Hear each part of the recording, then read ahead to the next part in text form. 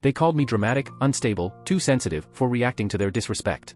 So I shut up, stayed calm, and let them believe I had finally learned my place. What they didn't notice was that I'd stopped caring whether they burned themselves or everyone with them. Some fires don't need gasoline. They just need someone to walk away.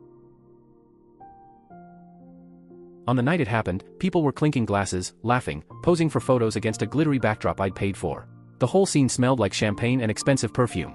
It was Charlotte's 30th birthday party, the event she'd spent months obsessing over, and she looked like she'd stepped straight off a vintage movie poster. Meanwhile, I was positioned exactly where she wanted me, behind the bar, making sure the bottles never ran dry. Not her partner, just her production crew. I reminded myself it was fine. Let her have her moment.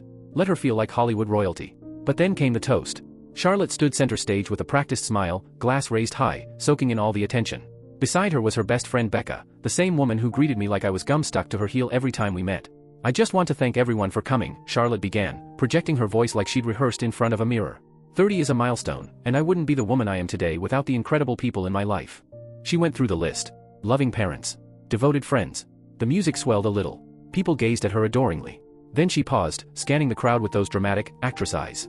It was like she was waiting for the drumroll. And then she found him. "My deepest thanks must go to my amazing friend Derek," she announced, voice trembling with emotion.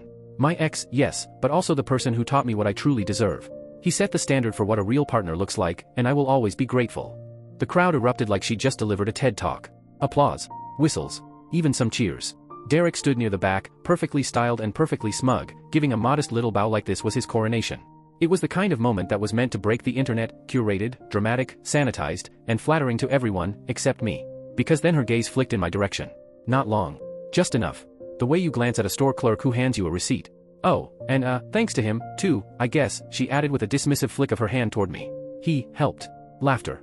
Actual laughter. A footnote. A backup dancer. The guy who kept the lights on but wasn't worth saying by name. I didn't move. Didn't blink.